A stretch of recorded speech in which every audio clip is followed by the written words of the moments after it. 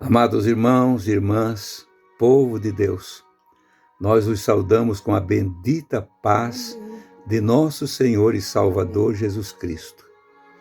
Este vídeo que estamos gravando agora, ainda no domingo à noite, no final do domingo, dia 10 de agosto de 2025, para enviar para os irmãos amanhã, segunda-feira. E que seja esse dia de segunda-feira, quando você estiver ouvindo esta pequena mensagem, fazendo-nos lembrar dos feitos de Deus, daquilo que Deus fazia e continua fazendo no meio do seu povo. Coisas que marcaram nossa vida e a gente nunca esquece.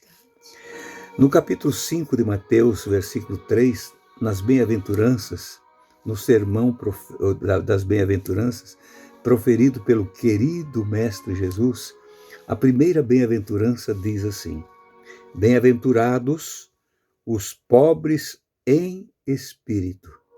Nós ser pobres de espírito, humildes, porque deles é o reino dos céus.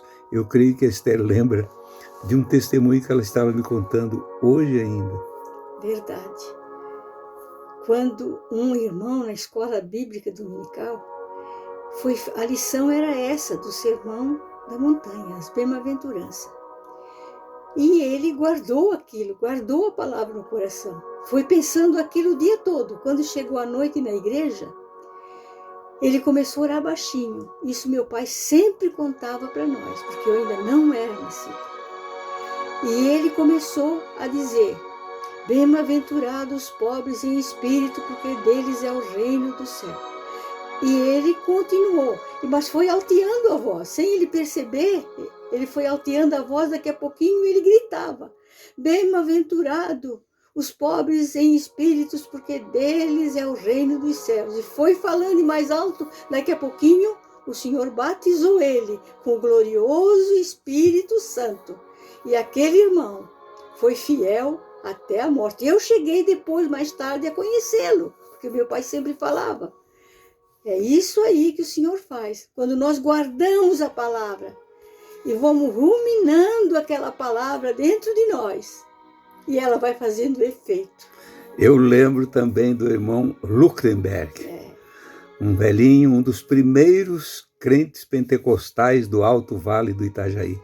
Vejam só, irmãos, começou a repetir a palavra: bem-aventurado os pobres de espírito ou em espírito, porque deles é o reino do céu, e o Senhor encheu ele do seu espírito. Hoje eu estava lendo sobre um massacre de cristãos que aconteceu no Congo na semana passada, dia 29 ou 28 de julho agora, no interior do Congo, quando exércitos ali inimigos, eles invadiram uma igreja cristã e mataram, era mais ou menos meia-noite, eles estavam dormindo ali na igreja porque tinham vindo de aldeias para ficar ali para o trabalho do dia seguinte. Eles mataram entre 35 a 40 irmãos, entre crianças, jovens e também alguns idosos. Muitas crianças fugiram para o mato e desapareceram e ainda não foram encontrados. Adultos também. E quando alguém foi questionado, um dos líderes ali daquele trabalho perguntou por que eles morreram. Ele citou o versículo 5 das bem-aventuranças aqui. Sabe o que ele disse? Mas por que eles mataram eles? Por que eles não revidaram? Por que eles calaram-se? Ele citou o versículo 5 do capítulo 5 do Evangelho de Mateus. Bem-aventurados mansos, porque eles herdarão a terra. Aquele irmão simplesmente respondeu para aquela autoridade que indagou ele. Por que eles morreram? Porque eles eram mansos.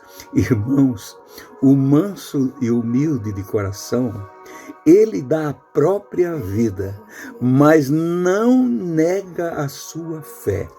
Nós precisamos ter essa fé perseverante na nossa vida. Uns recebem, como nosso irmão Luktenberg. Ele recebeu o batismo do Espírito Santo, ou no Espírito Santo, quando ele estava dizendo: bem-aventurados os pobres de espírito, porque deles é o reino dos céus. E aqui, essa matança de cristãos que acontece e continua acontecendo, irmãos.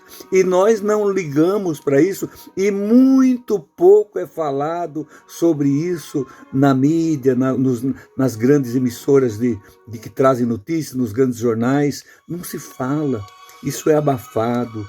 Mas foi na semana passada, ou na outra semana, alguém perguntou: mas por que eles morreram? Porque eles eram mansos. Meu querido irmão e irmã, a igreja do Senhor sempre foi mansa. Ela deu a vida para não negar o Senhor da vida. Faça isso. Não reclame tanto.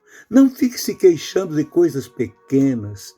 Olhe para os nossos irmãos, os mansos de coração, que dão a vida para não negar o Senhor. E isso vem acontecendo durante toda a história da igreja.